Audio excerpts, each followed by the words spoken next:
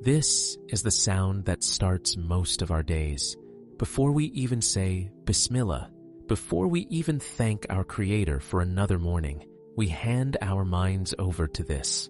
The news, the notifications, the noise. But what if today we did things differently? This is Yusuf, just like you and me. His world runs on screens. He's a designer. His work, his social life, even his Islamic learning, it's all right here. But he realized something. He was spending more time looking at pixels about Allah's creation than actually experiencing it. So today, after Fajr, he doesn't pick up the phone. He picks up this.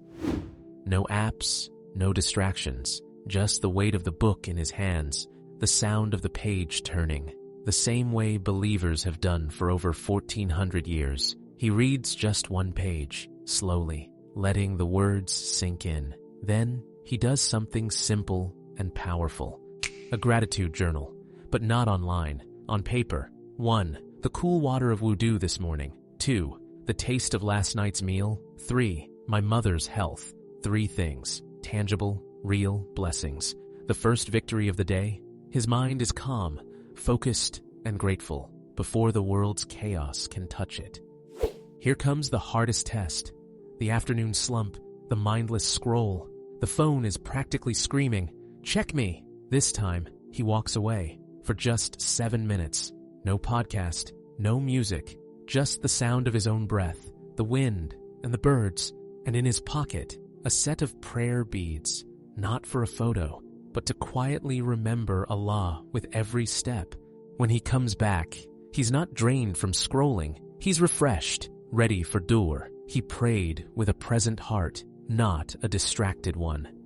Instead of falling into an online debate or a group chat spiral, Yusuf invests his time in this. A real visit, a real face. He brings a book of hadith, a real book, and reads one to Sister Aisha. And she, with her 80 years of life, tells him the story behind the hadith, a story from her grandmother.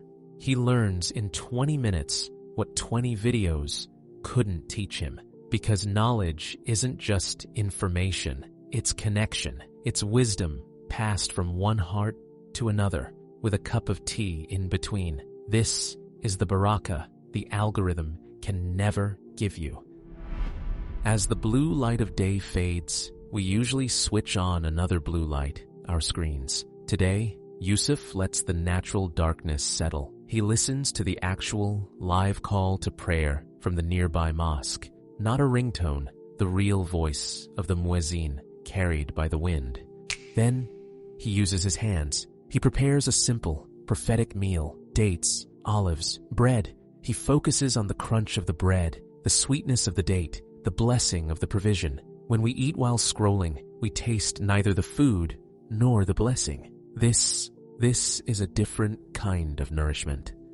The time we often lose forever to binge watching and endless browsing, tonight it becomes something magical. The starry sky session. With a simple paper star chart, no fancy app, they find the constellations. "Look, that's the Buruj mentioned in the Quran," his little sister whispers. Their faces, lit by moonlight, are full of real wonder, not the flickering empty glow of a TV.